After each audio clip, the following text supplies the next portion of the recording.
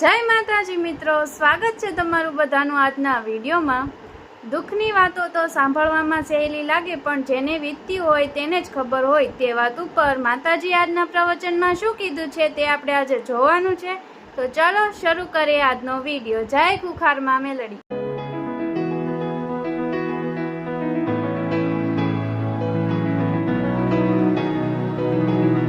જય માતાજી।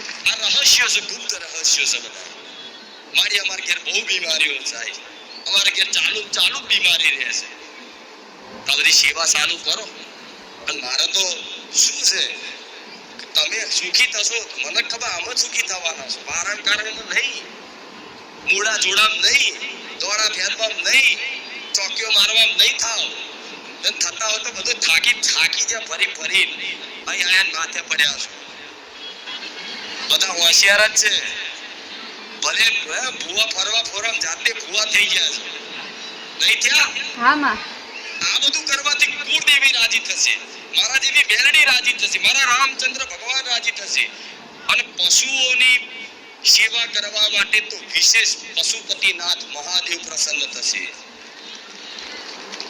અખિલ બ્રહ્માંડના આવા ભગવાન નાથ હોય એ પ્રસન્ન થઈ જાય તો કઈ શક્ય તમને નડે હા માં જેની પર રામ પ્રસન્ન થઈ જાય જેની પર રામની કૃપા થઈ જાય કોઈ શક્તિ એવી દુષ્ટ શક્તિઓ જગતમાં છે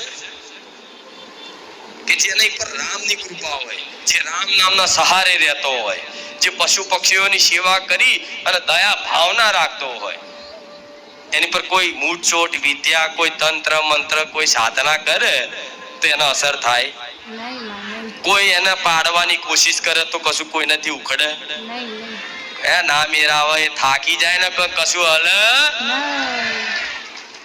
તૂટીને ચાર થઈ જાય તોય કશું થાય એટલે આ બધી વસ્તુથી માતાજી પ્રસન્ન થાય છે કોઈ મંત્ર ના આવડે કોઈ વિધિ ના આવડે કોઈ ઉપાસના ના આવડે કોઈ પૂજા ના આવડે તો કઈ નહીં માને માં કહેતા ના આવડે હા માં અને માં કહીને તે માને સમજો માં તમારા એકલાની નહીં આખા જગતની છે તો જગતની આખી માં છે તે માને રાજી કરવા માટે જો એક માના 4 દીકરા 3 દીકરા હોય બરોબર 2 દીકરા મતલબ કશું ના કરી શકતા હોય માથે પડેલા હોય કશું જ ના નોકરી ધંધો કશું જ ના કર બસ ઊંઘવાનું પડી રહેવાનું લોકોને હેરાન કરવાનું માને હેરાન કરવાનું છતાંય તે માં એની પર વિશેષ કૃપા રાખશે નજર રાખશે એની સંભાળ લેશે જે બધું વ્યવસ્થિત રીતે નોકરી કરતો હોય એના પગ ઉપર ઊભો હશે ને એને માં પૂછશે એને તે ખાધું સાચું ખોટું સાચું માં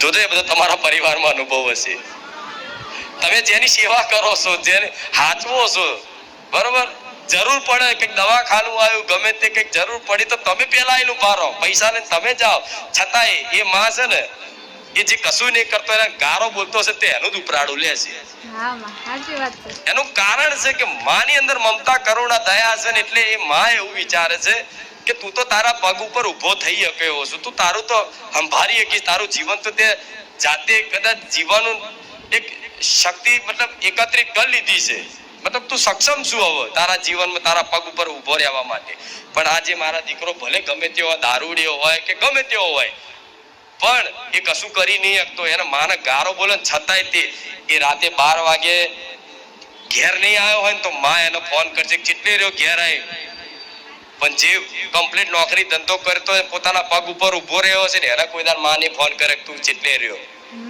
સાચું ખોટું સાચું માં કેમ કેમ કે મારે ખબર છે કે ચિંતા આની છે મને આની ચિંતા નહીં તો તમે કશું ના કરી શકે એવા આમ તો હું જાણું છું કશું નહીં કરી શકે એવા એટલે તો મને માતાની ચિંતા છે કે કશું કરી શકે એવા હોય તો હું શું લ્યા ચિંતા કરે પણ નહીં પૂજા વિધિ ધ્યાન કશું જ કરી શકે એવા નથી તો માને માં ખાલી કહેતા ના આવડે ખાલી માં કહે ને એ માં બધું જ આવી જશે અને જે કીધું ને સેવા જ્યાં દેખાય ત્યાં ચાલુ કરો બસ આમ જ તમારું કલ્યાણ છે આટલી વાત જે માની લે ને એને એવું કશું કોઈ ઉપદેશની જરૂર નથી હવે બીજી વસ્તુ સેવા તો ચાલુ કરો સારી ભાવના કરીને સેવા તો ચાલુ કરો મારી વાત માની પણ અત્યારે જે પરિસ્થિતિ ઊભી થઈ છે દુઃખની એ દૂર કેમ નહીં થશે સેવા કરશો તો એ આગળનું ભવિષ્ય તમારું ઉજ્જવળ કરશે. પણ અત્યારે જે બેઠો છો બરોબર, એવું દુઃખ છે કે વેઠાતું થાય છે. હું જાણું છું. હવે મારા દુઃખની વાત કરવામાં તો સહેલી લાગે ને તમારે સાંભળવામાં સહેલી લાગે. એ તો જેની પર વીતતી હોય ને એને ખબર પડે. ઘણા લોકો આવું કહેતા હોય કે વાત કરવી દુઃખની અને વાત સાંભળવી બહુ સહેલી છે, પણ જેની પર વીતી હોય ને આવી પરિસ્થિતિ એને ખબર પડે કે દુઃખ કોને કહેવાય. તો મારા જેવી માતાને એ ખબર પડે છે કે દુઃખ કોને કહેવાય.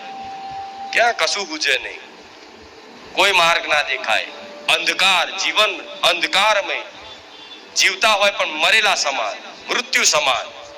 બસ ખાલી સમાજમાં, પરિવારમાં, જગતમાં હસતા રહો, દેખાતા રહો, સારા રહો, પણ અંદરથી કેટલા તૂટેલા હોય, કેટલા નિર્બલ હોવ એ મારા જેવી રોમબારી મેરડી જોડતી હોય. એટલે મને માતાને ચિંતા થાય છે કે જે રાત દિવસની ચિંતાઓ કરો છો ને મારો ભક્ત, આખો દિવસ બસ શું થશે, શું કરીશ, આમ થઈ જશે તો, આવું થઈ જશે તો, હજુ આમ નહીં થયું, હજુ આમ નહીં થયું, મારી માતાજી મારી વાત સાંભળે છે કે નહીં, હું ભક્તિ કરવા યોગ્ય તો નહીં. આ બધી મતલબ ઘણી બધી ચિંતાઓ એના મગજમાં ચાલતી હોય કે મારા કાર્યો હારા નહીં, હું હારો નહીં, બધું ચાલતું હોય ચિંતાઓ. હું માતા એવું કહીશ, આ બધી ચિંતાઓને એક બાજુ ગોરી મારી અને બસ ખાલી રામનું નામ પકડી લેજો જીવન. હું જેવો હોય એવો, શું કહેવાનું, હું જેવો હોય એવો. કાલનું શું થવાનું છે હવે મને ખબર.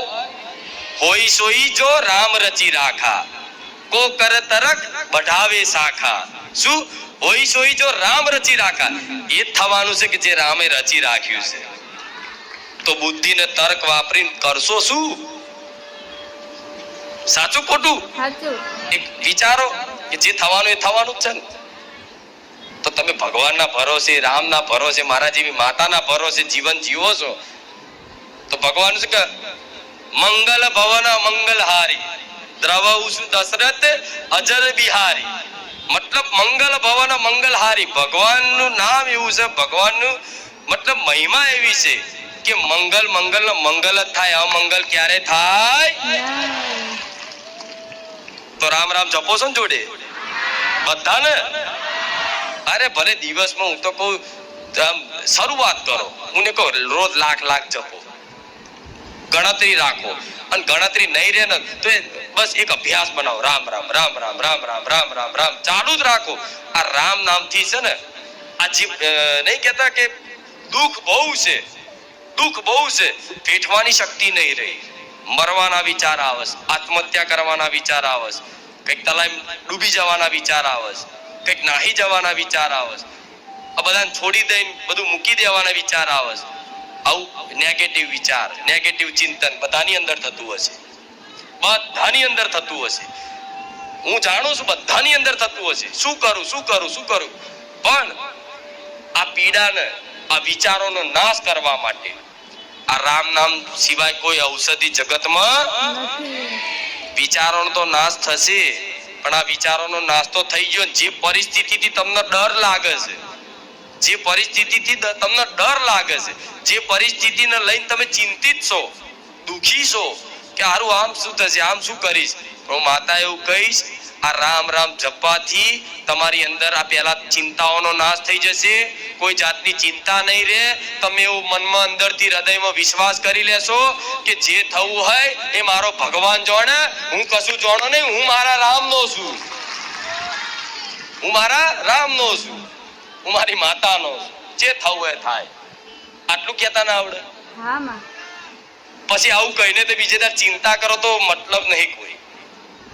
અરે મોત દેખાય ને આમ યમરાજ આવી જાય ને, આમ યમરાજ કે તારો સમય આવી ગયો છે, તોય આમ આમ એવી મર્દાનગી જોઈએ કે યમરાજ આયા હોય ને તો કે કોઈ વાંધો નહીં યમરાજજી, તમે આયા હોય તો પ્રણામ છે, પણ મને એટલી ખબર છે કે મારી માતાની ઈચ્છા હશે ને તો જ તમે મારો જીવ લઈ શકશો, ને કે કોઈની તાકાત નથી. મારા રામની ઈચ્છા હશે ને, મારા રામની ઈચ્છા હશે તો તમે કંઈક કરી શકશો, નહીં તો ભલે તમને પ્રણામ છે. આ બહાદુરી આવશે રામ નામથી. હા માં. કેમ કે યમરાજના રામ છે. શું યમરાજના રામ છે?